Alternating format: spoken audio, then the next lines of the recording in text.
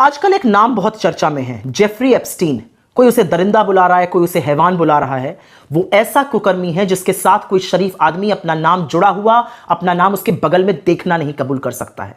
असल में तो जेफरी एप्स्टीन 21वीं सदी का सबसे बड़ा दरिंदा था। वो पहले अमेरिका में एक स्कूल टीचर था, मगर बाद में दुनिया के बड़े बड़े नेताओं और उद्योगपतियों का फाइनेंस मैनेजर बन गया। फिर उसने कुकर्म और हैवानियत का वो धंधा बनाया जिससे इंसान की रूह कांप जाए। जेफरी एप्स्टीन दुनिया भर के बड़े बड़े लोगों को अपने आलीशान private island little Saint James में बुलाकर 10 से 17 साल की लड़कियों के साथ जमकर अय्याशियां कराता था। मेहमानों को ले जाने के लिए उसके पास प्राइवेट जेट और हेलीकॉप्टर भी मौजूद थे। जेफरी स्कूल में पढ़ने वाली गरीब परिवार की उन छोटी छोटी मासूम बच्चियों को टारगेट करता था जिन्हें पैसों की जरूरत होती थी। इन बच्चियों से वो कहता था कि हम तुमसे मसाज करवाएंगे, बदले में तुमको ढेर सारा पैसा देंगे। इसकी बातों में आकर जब ये छोटी बच्चियां इसके ठिकाने पर आती थी तो ये इन बच्चियों को अपने दरिंदे मेहमानों के हवाले कर देता था। इन बच्चियों को अपने साथ पढ़ने वाली और भी लड़कियों को आइलैंड लाने के लिए कहा जाता था। पैसे के अभाव के चलते कुछ बच्चियां अपने साथ पढ़ने वाली दूसरी बच्चियों को भी ले आती थी, जिसके अलग से पैसे दिए जाते थे। यह सब करा रहा था। ये गुमराह करके लाई गई मासूम बच्चियां मेहमान के सामने हाथ जोड़कर चीखती रहती थी, वो चिल्लाती थी, मगर एप्स्टीन और उसके मेहमान इन बच्चियों के जिस्म को नोचते थे। कई बच्चियों के शरीर से खून बहता था, मगर एप्स्टीन उन्हें छोड़ने की जगह उनसे रूह कांप देने वाली हैवानियत करता था। कहा तो यह भी जाता है कि एप्स्टीन के कुछ मेहमान बच्चियों के मांस तक को खा गए थे।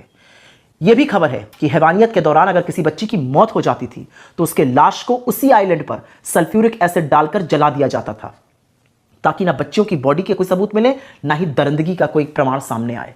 2005 में अमेरिका में एप्स्टीन के खिलाफ एक मुकदमा शुरू हुआ जो 2008 तक चला, जिसमें इसने छोटी बच्चियों के साथ दरिंदगी को कबूला। इसे जेल भी हुई, मगर बड़े बड़े लोगों की कृपा से कुछ ही महीनों बाद यह जेल से रिहा हो गया और वापस आकर इसने फिर से हैवानियत और दरिंदगी का व्यापार दोबारा से किया। फिर 2018 में मायामी हेराल्ड ने इसके खिलाफ एक रिपोर्ट छापी, द परवर्जन ऑफ जस्टिस। इस रिपोर्ट में बताया कि 2008 की डील में पीड़ितों को न्याय नहीं मिला था, जिसके बाद यह मामला फिर से खुला। जुलाई 2019 को एप्स्टीन को न्यूयॉर्क में फिर से गिरफ्तार किया गया। उस पर फेडरल सेक्स ट्रैफिकिंग के चार्जेस लगे।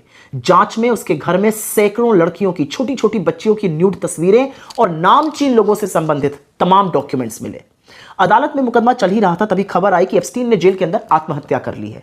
लोगों का तो मानना है कि असल में अपना नाम और काली करतूतें सामने आने के डर से एप्स्टीन को निपटा दिया गया है।